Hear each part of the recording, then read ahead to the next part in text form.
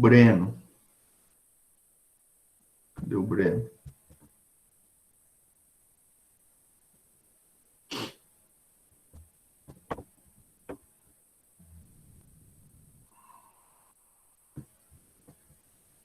Breno faltou. Gabriel.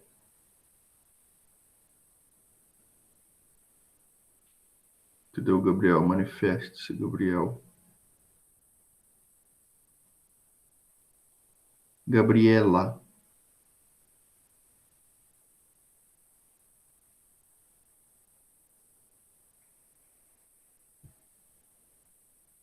Igor. Presente. Isabelle. Bom dia, prof. Bom Presente. dia, tudo bem? João Pedro.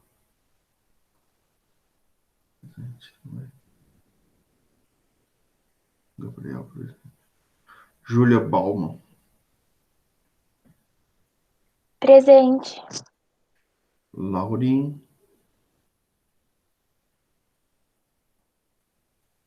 Laurim está ausente. E o Lucão.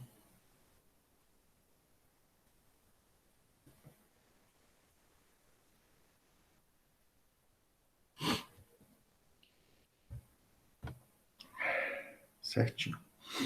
Pessoal, eu quero encerrar com vocês esse estudo nosso do capítulo 3, em que nós vimos a epistemologia moderna, né? E acredito que todos vocês tenham feito uma boa prova, né? Eu acho que a prova foi muito em cima daquilo que nós conversamos, daquilo que eu destaquei como mais evidente dentro deste capítulo, desde o conceito, né, de epistemologia moderna, o que cada um desses termos significam, até as discussões envolvendo racionalistas e empiristas, e a gente focou bastante o estudo no racionalismo do René Descartes. E agora, nessa segunda metade, vamos dizer assim, do capítulo, né? Talvez um pouquinho mais da segunda metade, porque nós vemos mais pensadores dessa segunda corrente, que é o empirismo. Nós encerramos, então, com uma consideração sobre o pensador David Hume. Nós tivemos a oportunidade de assistirmos um pequeno vídeo produzido pela School of Life, que resume algumas das ideias, né, da vida do David Hume, e eu acredito que tem sido interessante, tem agregado valor para vocês. E eu aproveito também, né, para reforçar a indicação, para que você assista os outros vídeos dos outros filósofos, porque é bem interessante, bem interativo, né, as ilustrações são bem humoradas até, aquele humor bem britânico mesmo, né, aquela coisa.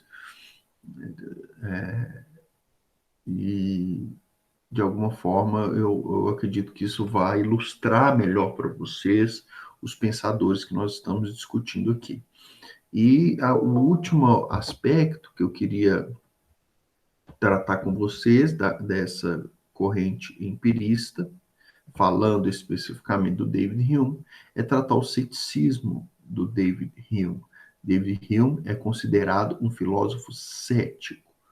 Então, o que é o ceticismo? O ceticismo é você lançar dúvidas radicais, né, no sentido de dúvidas que questionam a raiz, o fundamento de determinadas ideias e você apresentar argumentos para desestabilizar esses fundamentos. Então, os céticos normalmente chacoalham, eles provocam, eles tiram do conforto o combate de algumas ideias que, de alguma forma, já estão estabelecidas, seja pelo senso comum, seja pela razão filosófica, né? Então, o cético é aquele questionador, é o abalador de estruturas que vai questionar, tá bom? O ceticismo do David Hume, ele é bem radical mesmo nesse sentido, porque ele vai questionar a formação do conhecimento, né, das ideias. Então ele vai dizer, como um bom empirista que era, que as ideias que se formam na nossa cabeça, elas são meros frutos das percepções que nós vamos acumulando pelos nossos sentidos e vamos assimilando essas percepções, e por meio dessas percepções nós vamos construindo ideias. E eu quero destacar o aspecto do ceticismo dele, de como nós transformamos, como que funciona na nossa mente esse processo de pegar as percepções que nós temos da vida, da realidade, das coisas que nos cercam, e transformarmos elas em teorias estáveis. Então perceba, pessoal, que há uma diferença muito grande no pensamento de Hume entre o mundo, a vida, as percepções que nós colhemos com os nossos sentidos e a formação de ideias e de teorias. Por que há essa diferença? Porque o mundo, as percepções que nós colhemos, elas são todas maleáveis, estáveis, passageiras, sofrem constantes mudanças, instáveis, fluidas, podemos dizer assim.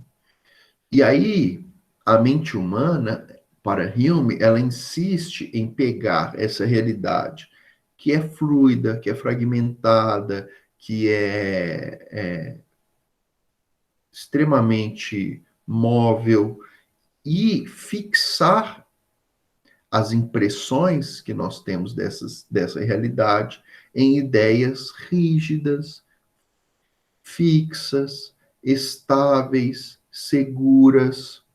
E Hume vai dizer que isso é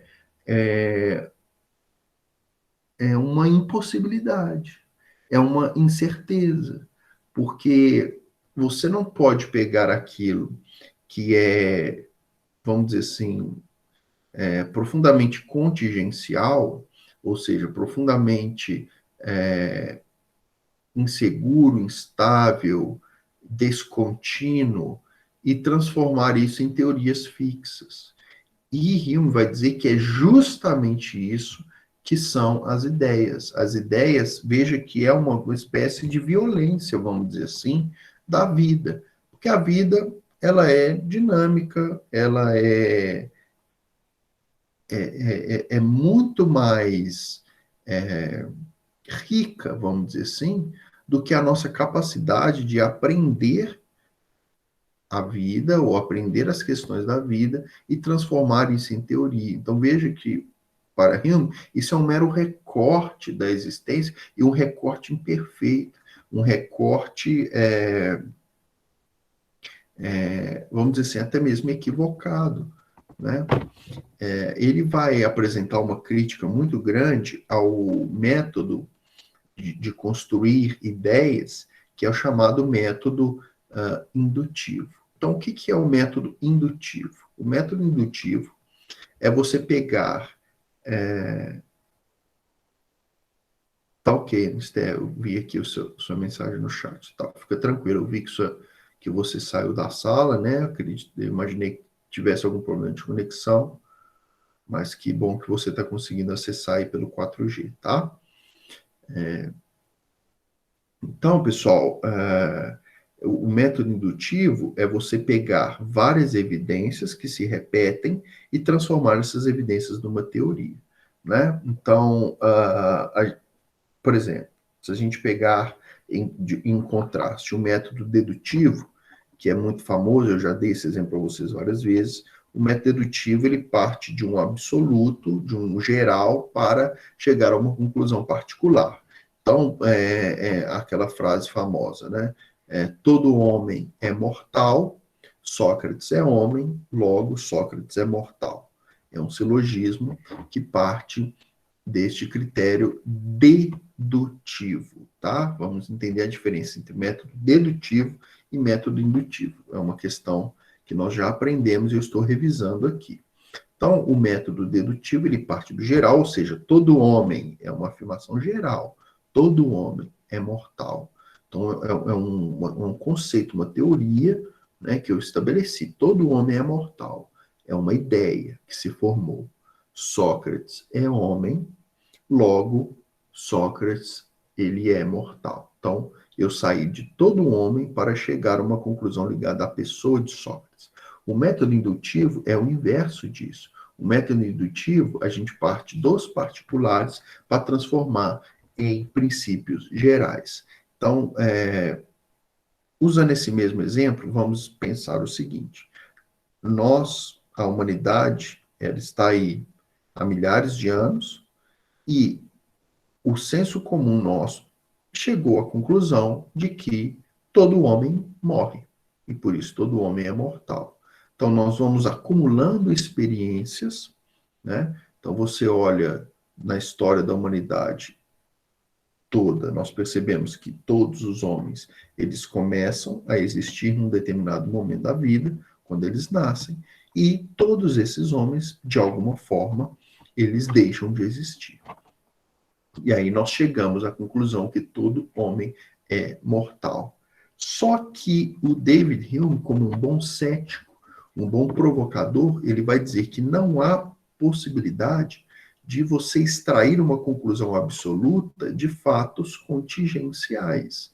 Ou seja, David Hume está dizendo, o que me garante que daqui a 10 anos ou o que me garante que em algum momento da história houve algum homem que vivesse para sempre, ou que nunca morresse? Nós temos como provar isso? Nós temos como provar que todos os homens morreram? Ou é uma mera tentativa de expressar uma ideia? Perceba a atitude do cético. O cético, ele vai na raiz da questão. O cético vai dizer, me prove que todos os homens são mortais.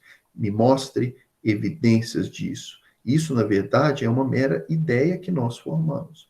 Um exemplo muito clássico de David Hume é a ideia do nascer do sol. A gente dizer assim, olha, amanhã o sol vai nascer.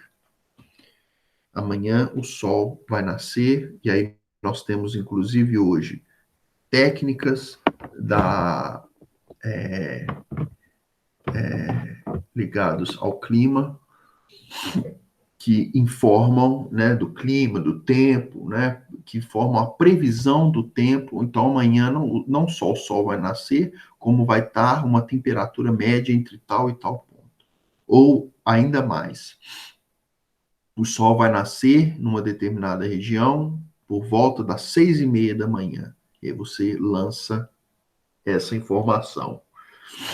David Hume vai questionar isso profundamente. Ele vai dizer assim, o que me garante que o sol vai nascer amanhã? Alguém poderia responder, olha, o que me garante que o sol vai nascer amanhã é porque todos nós sabemos, pela história da humanidade, que todos os dias o sol nasce. E aí David Hume vai dizer o seguinte, os acontecimentos do passado não garantem o futuro. Não garantem o futuro. Então você não pode assegurar, você não pode afirmar, você não pode utilizar nem mesmo o método indutivo. Então ele vai questionar essas questões. Ele vai dizer que as ideias nada mais são que hábitos que nós formamos na nossa cabeça. Então nós estamos habituados a viver num mundo em que todos os dias, por volta das 6:pouca da manhã, o sol nasce. Então, nós, por meio desse hábito, desse costume nosso, nós projetamos conclusões, nós projetamos ideias fixas, nós fundamos teorias e nós tiramos conclusões que, na verdade, são conclusões que não têm um fundamento firme. Por que que não tem um fundamento firme? Porque a realidade, ela é dinâmica, ela é fluida, ela é muito maior do que a nossa capacidade de aprendê-la e de transformar essa realidade em ideias. Veja que essa atitude de transformar a realidade em ideias é um mero hábito, um mero esforço da intelectualidade humana. Então, ele vai dar muita ênfase nas percepções, que é o que eu quero que você entenda aqui em David Hume. E por isso, então, ele é considerado um filósofo cético, tá bom? Ele é da corrente empirista, ele tem ideias muito interessantes, como nós vimos no vídeo, e né, nessa aula de hoje eu queria evidenciar, dentro dessas ideias interessantes, o aspecto do seu ceticismo, ok? Como para casa, pessoal, eu queria que vocês fizessem atividade aqui, deixa eu localizar a página.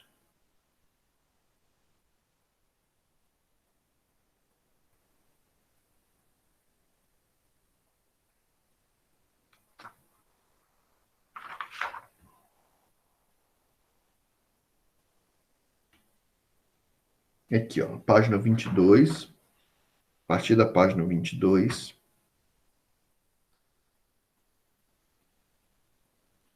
Ah, tá. Antes, a página 20, tá? Antes da página 22, nós vamos chegar na página 22 ainda. Estava localizando aqui, eu encontrei. A página 20, o exercício número 5.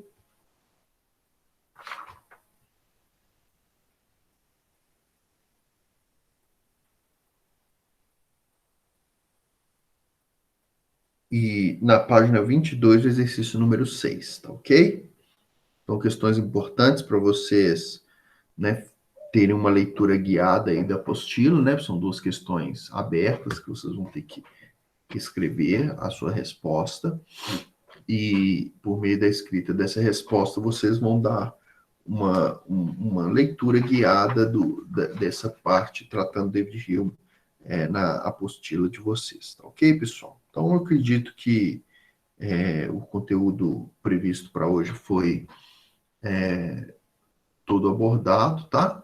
O Augusto está confirmando aqui, exatamente, Augusto. Então, a página 20, né? O exercício número 5, e na página 22, o exercício número 6, tá? Ambos tratando do David Hume. Então, tá ok. Beleza, Lucas.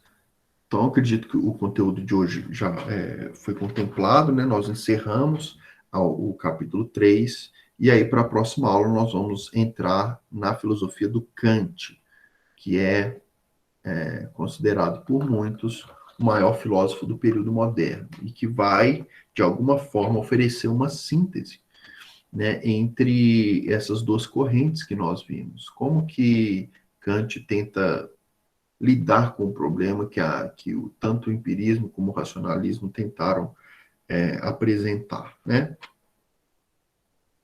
Além disso, nós vamos ver outros aspectos da filosofia de Kant.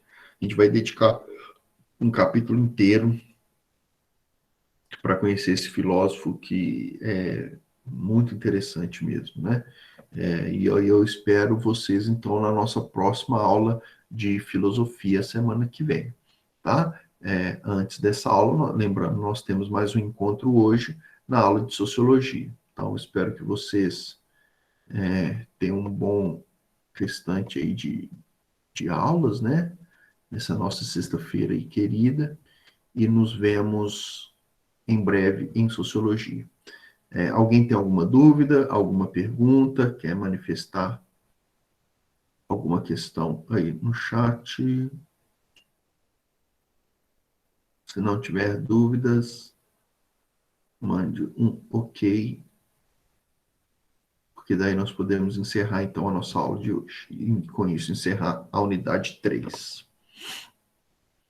Então, Tá lá, a Isa, ok. Lucas, o Augusto, ok. O Igor, o Gabriel, a Júlia, ok. Então, ótimo, pessoal. Vou encerrar aqui a gravação. Um abração para todo